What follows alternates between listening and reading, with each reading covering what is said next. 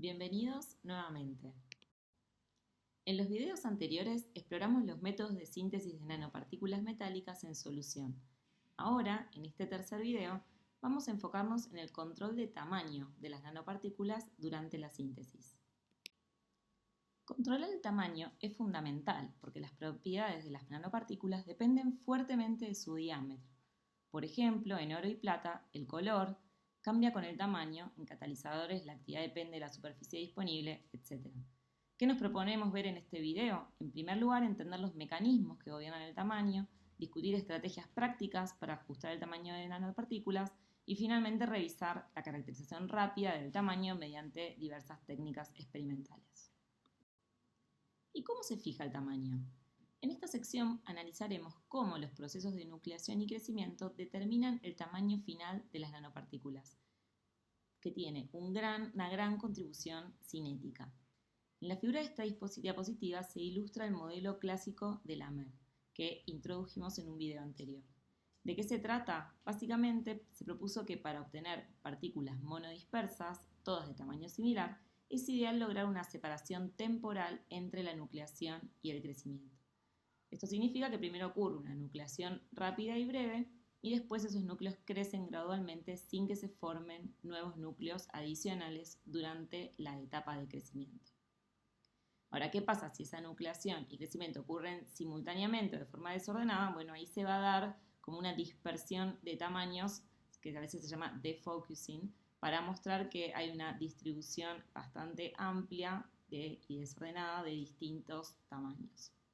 En cambio, cuando está focalizado, en general la distribución de tamaños tiende a estrecharse. En el primer caso, lo que uno puede ver es que una vez que se forman una cantidad significativa de núcleos, luego puede ocurrir, cuando empieza a decaer la concentración de los monómeros, un aumento del tamaño de las nanopartículas por la maduración de Ostwald que discutimos también anteriormente, donde las partículas más pequeñas, que son menos estables, tienden a disolverse gradualmente y su material se deposita sobre las partículas más grandes, que son energéticamente más favorecidas.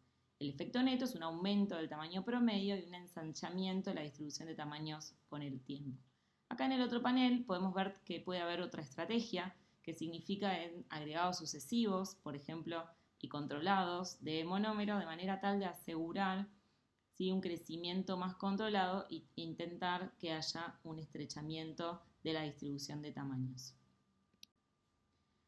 Por otro lado, también ocurre, a medida que va pasando el tiempo, que puede ocurrir, además de la maduración de Ostwald, la coalescencia. Es decir, que dos nanopartículas, por ejemplo, colisionen y se fusionen para formar una partícula mayor. Esto suele suceder si las partículas no están suficientemente estabilizadas por ligandos o por carga, y contribuye también al agrandamiento de las partículas y al ensanchamiento de la distribución de tamaños con el tiempo si esto no es controlado. En este trabajo que les muestro acá, presentan un análisis muy claro de estos dos procesos, ¿sí? De maduración de Ostwald y coalescencia para el que le interese profundizar. Una estrategia muy poderosa para controlar el tamaño de las nanopartículas es el método de crecimiento mediado por semillas. Esta técnica separa intencionalmente la nucleación del crecimiento en dos etapas. Primero se sintetizan partículas muy pequeñas que actuarán como semillas, que suelen ser de unos pocos nanómetros de diámetro. Luego se introducen en una nueva solución, ¿sí?, que contiene más precursor metálico y un agente reductor suave. Este agente reductor suave podría ser ácido ascórbico, citrato, baja temperatura, hidroquinona, y va a convertir lentamente ese precursor adicional en átomos metálicos que se van a depositar preferentemente sobre semillas ya existentes, en lugar de formar nuevos núcleos. De esta manera, cada semilla va creciendo hasta convertirse en una nanopartícula más grande de un modo controlado, ya que casi no se van a formar núcleos nuevos, entonces uno puede conservar la uniformidad entre partículas. Un punto importante es que el tamaño final en un crecimiento mediado por semillas va a depender de la cantidad de ese precursor que yo agregué en esa segunda etapa en relación al número de semillas, ¿sí? Si usamos muchas semillas en relación al precursor, cada partícula va a crecer un poquito, pero va a crecer poco porque no tiene mucho material para seguir agregando. Entonces el tamaño final es más pequeño. Además, es crucial tener ligandos estabilizantes adecuados para evitar la coalescencia de esas semillas que, al ser muy pequeñas, suelen ser muy reactivas. Si ustedes acá lo miran, fíjense, acá es un crecimiento que esos crecimientos mediados por semillas también pueden darse en varias etapas. Esa manera es generar varias etapas para tratar de controlar lo más posible el crecimiento y dar distribuciones de tamaños bastante estrechas. Se pueden, en este ejemplo, creo, hacen más de 10 pasos, ¿sí? Entonces, esto genera distribuciones bien estrechas de tamaño. Respecto a las variables químicas que van a derivar este tamaño, lo venimos discutiendo ya bastante en el video anterior, pero a modo de resumen, los reductores más fuertes generan más núcleos, con lo cual resultan en partículas más pequeñas, mientras que los reductores más suaves resultan en nanopartículas más grandes. Los ligandos o surfactantes como el citrato, PVP, CETAV, en general controlan la estabilidad y también vamos a ver en el video siguiente que son claves para ver qué facetas se desarrollan y pueden dar lugar a otro tipo de morfologías. Otros parámetros como la fuerza iónica, los haluros, el pH o la viscosidad del solvente también pueden modular cuánto y cómo crecen las nanopartículas. Acá hay un ejemplo de cómo el pH puede influir en algunas variables. Si el precursor metálico o el reductor son sensibles al pH, cambiar el mismo también va a alterar la velocidad de reacción. Entonces a veces se puede acelerar o desacelerar la nucleación y el crecimiento. Si analizamos ahora las variables físicas y operativas, en primer lugar, por ejemplo, la temperatura, que es algo que ya venimos discutiendo, al aumentar la temperatura de reacción, aceleramos la cinética tanto de nucleación como de crecimiento.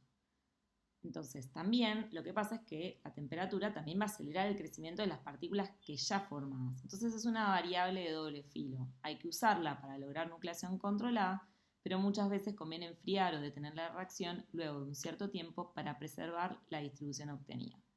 Otra de las variables que nosotros podemos utilizar es la mezcla y el método de adición. Por ejemplo, pensar en una inyección, hot injection, versus una síntesis one pot, porque la forma en que combinamos los reactivos puede marcar una gran diferencia.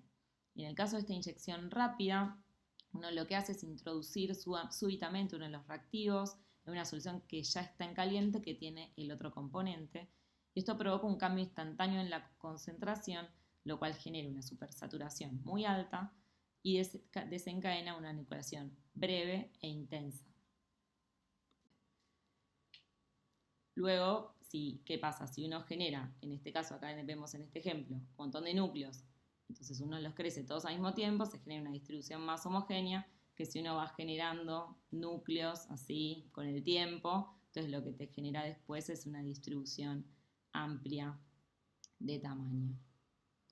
Por otro lado, les decía, la síntesis one pot, que si uno mezcla todos los reactivos y calienta, la nucleación y crecimiento ocurrirán conforme la reacción avanza gradualmente. Entonces hay que tener mucho más cuidado para controlar el momento exacto de la nucleación para que no se resulte en muchas partículas de diferentes tamaños.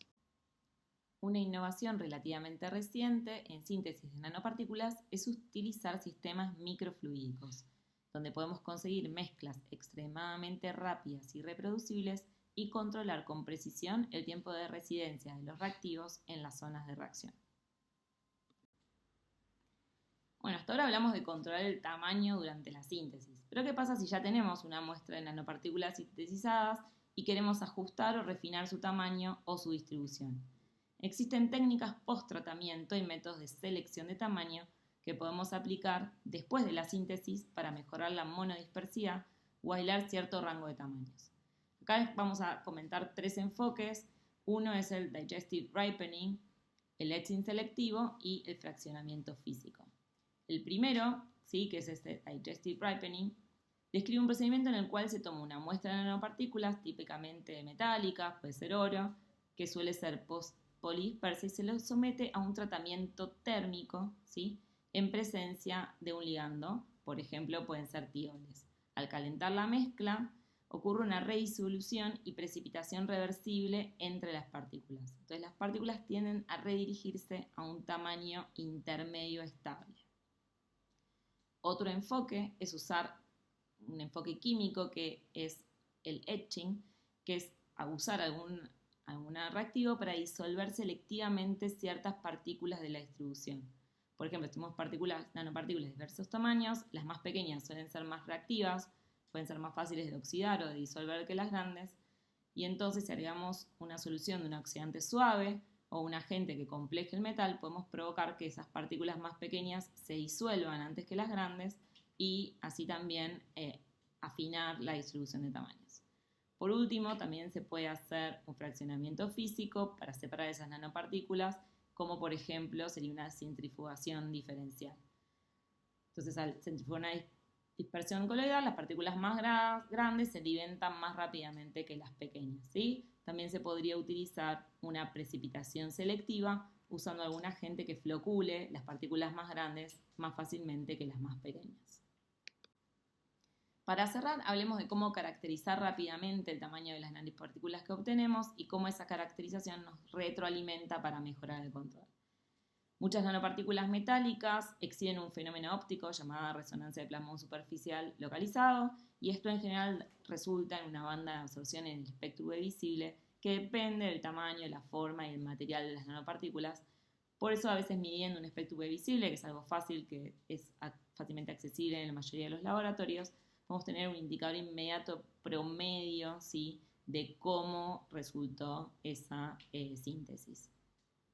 Luego suele haber también, dependiendo del tamaño y la forma de las nanopartículas, reglas empíricas que nos permiten más o menos calcular el diámetro promedio de esas nanopartículas. Otras opciones serían el Dynamic Light Scattering o DLS, que nos da información del tamaño hidrodinámico promedio de las partículas, aunque hay que tener bastante cuidado en su interpretación y van a poder ver de esto en otra serie de videos. Finalmente, las microscopías electrónicas de transmisión o de barrido y de SAX son generalmente técnicas más directas para determinar el tamaño. Muchas gracias y nos vemos en el próximo video.